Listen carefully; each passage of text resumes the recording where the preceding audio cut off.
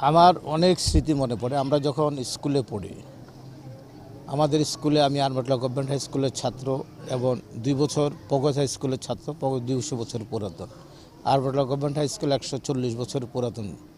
এই স্কুলে সরস্বতী পূজা হতো। আমাদের যারা হিন্দু বন্ধু বাইরে সনাতন ধর্মের ছিলেন এবং সরকারিভাবে ছুটি থাকতো এই সরস্বতী পূজার। তাই আমরা এই পূজায় যেতাম, ভাগাভাগি করে প্রসাদ খেতাম। সবাই আমাদের বন্ধুদের সাথে আমরাও এই আনন্দ উৎসবটি ভাগ করে নিতাম। যে কারণে 71 আমাদের সামনে এসেছেন। মহান মুক্তিযুদ্ধের ঘোষক শহীদ প্রেসিডেন্ট জিয়া রহমান, মুক্তিযুদ্ধের ঘোষক এবং রণাঙ্গনের শ্রেষ্ঠ মুক্তিযোদ্ধা। 30 লক্ষ শহীদের রক্তের বিনিময়ে বাংলাদেশ। তখন 1 কোটি মানুষ আমাদের এই দেশ থেকে রিফিউজি হয়ে ভারতে আশ্রয় গ্রহণ করেছিল। এর মধ্যে 95% ছিল সনাতন ধর্মের ভাই বোনেরা। বাংলাদেশ যদি না হতো, জেনারেল ওসমানী, শহীদ প্রেসিডেন্ট জিয়া রহমান, মুক্তিযোদ্ধারা যদি এদের স্বাধীন না করতো, আমাদের জন্য একটি মানচিত্র নিয়ে আসতো, একটি পতাকা না আসতো, তাহলে এই সনাতন ধর্মের ভাই বোনেরা 1 কোটি মানুষ ভারতে থেকে যেত। তারা তাদের মাতৃভূমিতে ফেরত আসতে পারত না। অতএব আমাদের সবসময় স্মরণ রাখতে হবে, একটি অসাম্প্রদায়িক বাংলাদেশের জন্য 30 লক্ষ মানুষ রক্ত দিয়েছেন, যুদ্ধ করেছেন।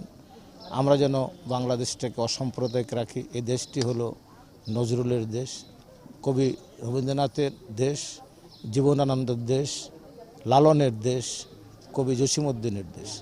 এটা একটি অসাম্প্রদায়িক 1000 বছরের লালিত এই মাটির থেকে যে সংস্কৃতি, পাহাড়, সমতল ভূমি, নৃতাত্ত্বিক গোষ্ঠী সহ সবাই মিলে আমরা মিলেমিশে আছি। এটা যেন কোনো অবস্থাতে আগামী নির্বাচনের মাধ্যমে কোনো উগ্র ধর্মীয় সাম্প্রদায়িক গোষ্ঠী যেন বাংলাদেশের রাষ্ট্রীয় ক্ষমতায় না আসতে পারে। আমাদের দেশটা যেন আফগানিস্তান, ইরান, ইরাক, সিরিয়া বা লিবিয়া না হয়ে যায়। আমাদের মূল চেতনা একটি অসাম্প্রদায়িক বাংলাদেশ, একটি ন্যায় বিচার ভিত্তিক সমাজ ব্যবস্থা, একটি উন্নত বাংলাদেশ, একটি শিক্ষিত বাংলাদেশ। অতএব এটিকে ধারণ করে আমাদের আগামী নির্বাচনে যেন আমাদের ভাই বোনেরা সবাই রায় দেয়।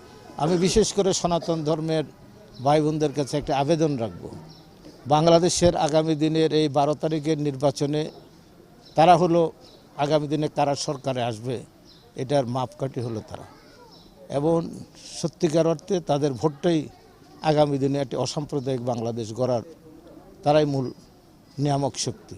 তারা যদি সঠিকভাবে ভোটটি সকালবেলা উঠে মা বোনরা ভোট কেন্দ্রে সেটা অসাম্প্রদায়িক বাংলাদেশের জন্য ভোট দেয়, তাহলে আমাদের মূল মুক্তিযুদ্ধের চেতনা টিকে থাকবে। আর না হলে আমাদের ভাগ্যে আবার বিপর্যয় ঘটবে।